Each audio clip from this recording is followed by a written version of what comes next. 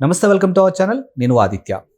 AP మాజీ CM Jaganmohan Reddy కట్టినటువంటి retaining wall వల్లే ఈరోజు విజయవాడలో కొన్ని లక్షల ప్రాణాలు బ్రతుకున్నాయని ఆయన చేసినటువంటి వ్యాఖ్యలు ఒక అంశం అయితే, బుడమేరు అలాగే కృష్ణానదికి సంబంధించి ఆ రెండింటిని కంపారిజన్ చేస్తూ ఆయన చెప్పినటువంటి అంశం ఇప్పుడు రెండు నెట్టింట తెగ వైరల్ అవుతుంది. మరి ఈ అంశం గురించి మాట్లాడడానికి ప్రస్తుతానికి మనతో పాటు స్టూడియోలో ఉన్నారు ప్రముఖ సీనియర్ జర్నలిస్ట్ అలాగే రాజకీయ విశ్లేషకులు సిఎస్ రావు గారు. సార్ని అడిగి మరిన్ని విషయాలు తెలుసుకున్నాం. సార్ నమస్కారం. సార్ నమస్తే. జగన్మోహన్ రెడ్డి గారు కట్టినటువంటి రీటైనింగ్ వాల్ వల్లే ఈరోజు విజయవాడలో కొన్ని లక్షల ప్రాణాలు బ్రతికున్నాయని ఆయన చెప్తున్నారు. అలాగే బుడమేరుని కృష్ణానది ఏదైతే అది ఉందో ఆ రెండింటిని ఉద్దేశించి ఆయన మాట్లాడుతున్నటువంటి అంశాలు మనం సోషల్ మీడియా వేదికగా చూస్తూనే ఉన్నాం. మరి నిజంగానే ఆ వాల్ లక్షల మందిని సేవ్ చేసిందంటారా? అసలు ఈ బుడమేరుకి కృష్ణానదికి ఉన్నటువంటి ఆ లింక్ ఏంటి? ఇప్పుడు జగన్మోహన్ రెడ్డి ఏదైనా ఒక మంచి పని చేశాడే అని అంటే రిటైనింగ్ వాల్ని కంటిన్యూ చేయటం, కట్టడం కాదు, కంటిన్యూ చేయటం. చంద్రబాబు నాయుడు చేసినటువంటి ప్రతి పనిని ఆపేశాడు జగన్మోహన్ రెడ్డి లిటరల్గా.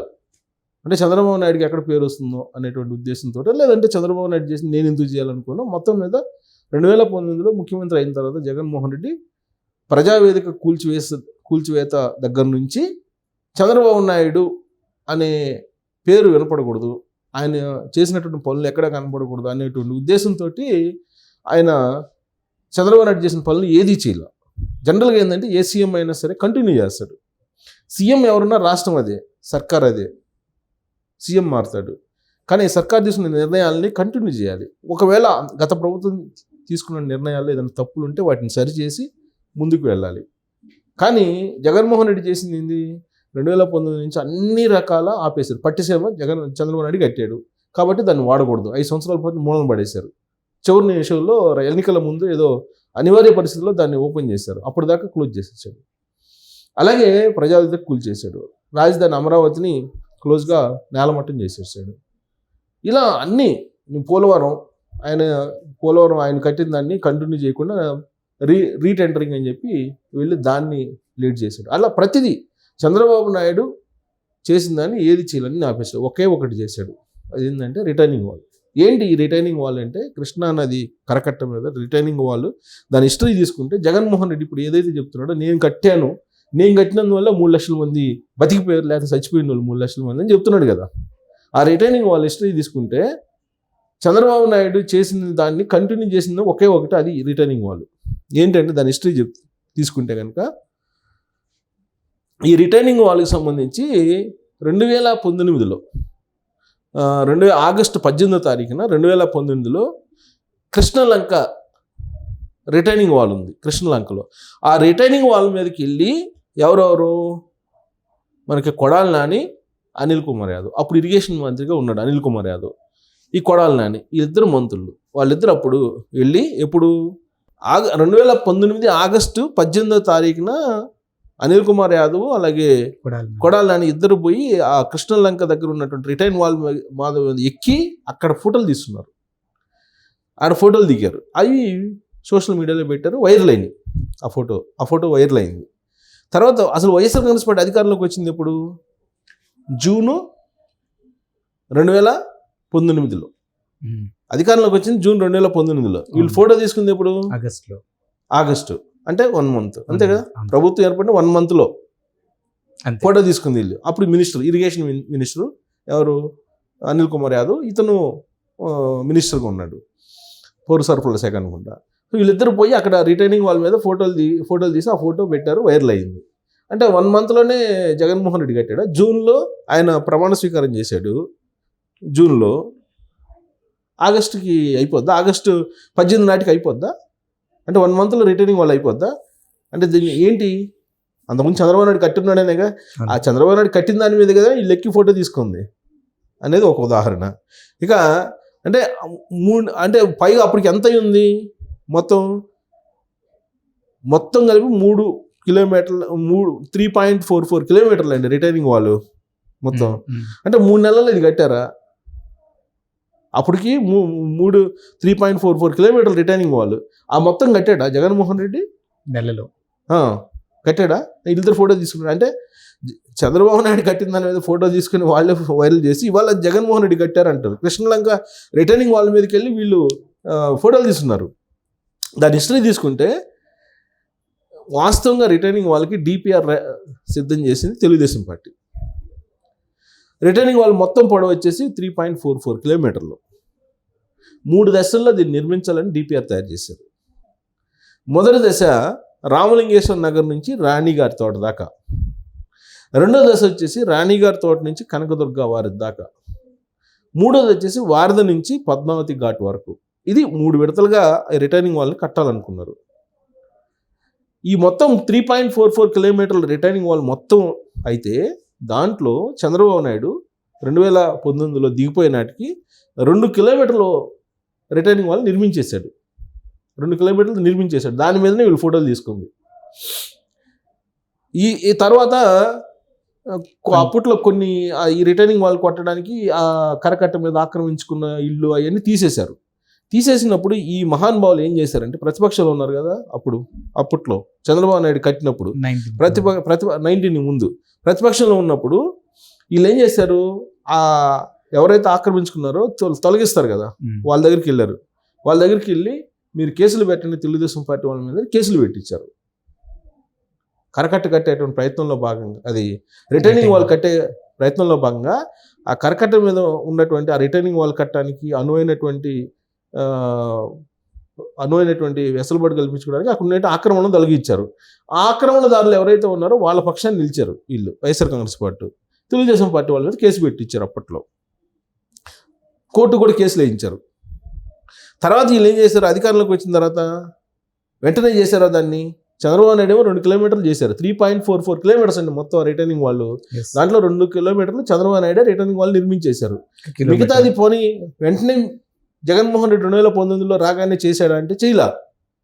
అక్కడ లోకల్గా ఉండేటువంటి ఎమ్మెల్యే అవినాష్ ఎవరు ఉన్నారు, ఎమ్మెల్యే కాదులే, అవినాష్ను కొడాలని ఏదో మొత్తం మీద ఒత్తిడి చేశారు. జగన్మోహన్ రెడ్డి ఒత్తిడి చేస్తే కాదాలలేక 2021 చివరిలో ఈ మిగిలినటువంటి 1.5 కిలోమీటర్లు వాళ్ళకి శంకుస్థాపన చేశాడు.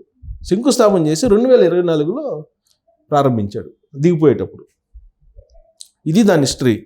ఇది హిస్టరీ అయితే దీన్ని ఏ విధంగా వాళ్ళు అనుకూలంగా తీసుకున్నారు. మొత్తం జగన్మోహన్ రెడ్డి కాలంగానే 3 లక్షల మంది రిటైనింగ్ వాళ్ళు కట్టినందువల్ల బతికిపోయారు అంటాడు. అంటే 2 కిలోమీటర్లు కట్టే చంద్రబాబు నాయుడు గురించి ఏం లేదు. మిగిలిపోయిన దాన్ని దాదాపు చివరి రోజుల్లో ఈయన పూర్తి చేశాడు. చంద్రబాబు నాయుడు చేసిన దాన్ని పూర్తి చేసింది ఇది ఒకటే ఆయన. తర్వాత ఇక బుడమేరికను తర్వాత కృష్ణాకి భలే లెంకి పెట్టాడు ఎవరు, జగన్మోహన్ రెడ్డి. ఎంత లెంక పెట్టాడంటే అక్కడ కూడా పెద్ద లాజిక్ ఉంది. ఆ లాజిక్ని కనుక మనం గమనిస్తే మనకే మైండ్ పోద్ది, అమ్మ ఇలా కూడా చెప్పచ్చా అని. ఏంటంటే అది యాక్చువల్గా దాని ఇప్పుడు యాక్చువల్గా 1903లో ఇంత ప్రవాహం వచ్చింది, ఇప్పుడు రాలా. కృష్ణాకి హైయెస్ట్ వచ్చింది ఇప్పుడు 1903లో అప్పుడెప్పుడు వచ్చింది, తర్వాత ఎప్పుడు రాలేదు, మళ్ళీ ఇప్పుడే వచ్చింది. అయితే బుడమేరికి కృష్ణా నది ప్రవాహకానికి లింక్ పెట్టి జగన్మోహన్ రెడ్డి చంద్రబాబు నాయుడు ఇల్లు నీళ్ళతో మునిగిపోతుంది కాబట్టి దాన్ని ఎవాక్ చేయడానికి, దాన్ని కాపాడటానికి ఈ మొత్తం వ్యవస్థని నాశనం చేశాడు అనేది ఆయన చెప్తాడు. ఏం చెప్తాడంటే చిన్న లాజిక్, మంచి లాజిక్ అది. ప్రస్తుతం అయితే అంటే కొంచెం జనరల్గా ఏంటంటే ఆయన బుడమేరు, అదేమో వాగు బుడమేరు అంటే, ఇదేమో నదికి వాకి నక్కకి నాగలోకి అనుకున్నంత తేడా ఉంది. దాని కెపాసిటీ ఎంత, దీని కెపాసిటీ ఎంత లెక్కేసుకొని ఈయన గనక చెప్పింది మనం గనక రెండింటిని కలిపి చూస్తే ఎంత దారుణంగా, ఎంత అవగాహన లోపంగా ఈయన మాట్లాడతాడనేది మనకి అర్థమవుతుంది. బుడమేరు ఎక్కడుంది, ఇది విజయవాడ. బుడమేరు అనేది నైరుతిలో ఉంది, నైరుతి. చంద్రబాబు నాయుడు ఇల్లు ఈశాన్యంలో ఉంది. ఓకే, ఈశాన్యాన్ని ఆనుకొని కృష్ణానది ఉంది. అంటే చంద్రబాబు నాయుడు ఇల్లు ఆనుకునే కదా కృష్ణానది ఉంది. బుడమేరు అనేది ఒక కాలువ, చిన్నది, వాగు అనుకో, చెరువు అనుకో, లేదంటే ఒక కాలువ. బుడమేరు అనేది ఒక కాలువ. మనం చెరువులు అంటాం కదా మన ఊర్లలో, చెరువు అంటాం. కృష్ణా నది అనేది ఒక పెద్ద పరివాహ, అది కృష్ణా నది పెద్ద నది అది. అయితే ఈ రెండు, బుడమేరు వాగు పారేటువంటి మార్గం, కృష్ణానది పారేటువంటి మార్గం రెండు వేరువేరు, ఒకే మార్గం కాదు. రెండు వేరువేరు మార్గాల్లో అవి ప్రవహిస్తాయి. బుడమేరు వాగుది వేరు, కృష్ణానది వేరు. అయితే ఇక్కడ బుడమేరులో గేట్లు పెట్టాలి కానీ పెట్టలేదు అంటాడు. అసలు వాక్ ఇవ్వడానికి గేట్లు పెడతాడా? వాక్ ఇవ్వడం పెట్టలేదు గేట్లు. అసలు ఒక డ్రైన్లో గేట్లు ఎలా పెట్టాలి అనే ఆలోచన కూడా లేదు చంద్రబాబు నాయుడుకి అని అంటాడు ఈయన. వాకులో గేట్లు పెట్టాలంటాడు ఆయన.